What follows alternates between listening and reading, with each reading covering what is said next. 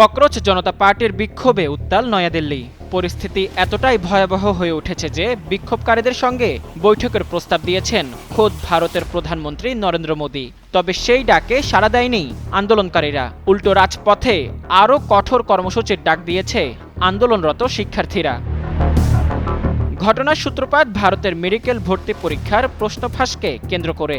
প্রশ্ন ফাঁসের পর থেকেই শিক্ষার্থীরা রাস্তায় নেমে আন্দোলন শুরু করলে এক পর্যায়ে বিরোধী দল ককরোচ পার্টিও রাস্তায় নেমে আসে। এক পর্যায়ে এই বিক্ষোভটি যখন এক জনসমুদ্রের রূপ নেয়, তখন এই বিক্ষোভকে সামাল দিতে পুলিশ টিয়ার সেল ও লাঠিচার্জ করে ছত্রভঙ্গ করার চেষ্টা চালায়। এ নিয়ে ভারতের বিভিন্ন রাজ্যে আন্দোলনকারীদের উপর পুলিশি সহিংসতার প্রতিবাদে এবং কেন্দ্রীয় শিক্ষামন্ত্রীর পদত্যাগের দাবিতে শুক্রবার দেশব্যাপী শান্তিপূর্ণ বিক্ষোভ কর্মসূচির ডাক দিয়েছে ককরোচ জনতা পার্টি সিজেপি।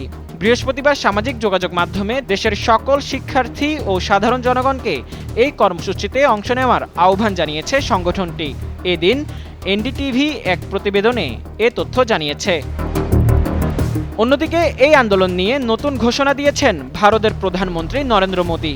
বৃহস্পতিবার নিজের ভেরিফাইড ফেসবুক পেজে মোদী লিখেন, আমাদের তরুণদের কল্যাণ ও ভবিষ্যতের চেয়ে বড় কিছু হতে পারে না। প্রশ্ন ফাঁসে জড়িতদের কঠোর শাস্তি নিশ্চিত করতে দ্রুত বিচার আদালত গঠনের সিদ্ধান্তও নেওয়া হয়েছে। চলমান এই বিক্ষোভ রুখতে এদিন দেশটির কেন্দ্রীয় মন্ত্রী জিতেন্দ্র সিং বলেন, আলোচনার জন্য কেন্দ্রীয় সরকার 4 বার সিজেপির সঙ্গে যোগাযোগ চেষ্টা করলেও কোনো সাড়া মেলেনি। স্বরাষ্ট্রমন্ত্রী অমিত শাহের সঙ্গে বৈঠক শেষে তিনি বলেন, শিক্ষার্থীদের সঙ্গে আলোচনার দরজা সরকারের পক্ষ থেকে সব সময় খোলা রয়েছে।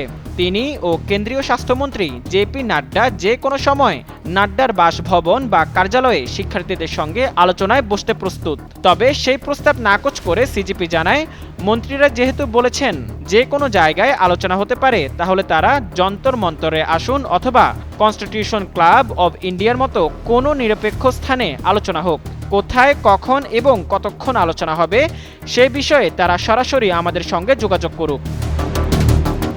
এখন বিশ্ববাসীর নজর একদিকেই, ভারতের এই বিক্ষোভ কোন দিকে মোড় নিবে। মোদির বার্তা কি শিক্ষার্থীদের রক্তাক্ত বিক্ষোভকে শান্তির বিক্ষোভে নিয়ে আনতে পারবে, সেটি এখন দেখার বিষয়। মোজাম্মেল পায়েল, যুগান্তর নিউজ।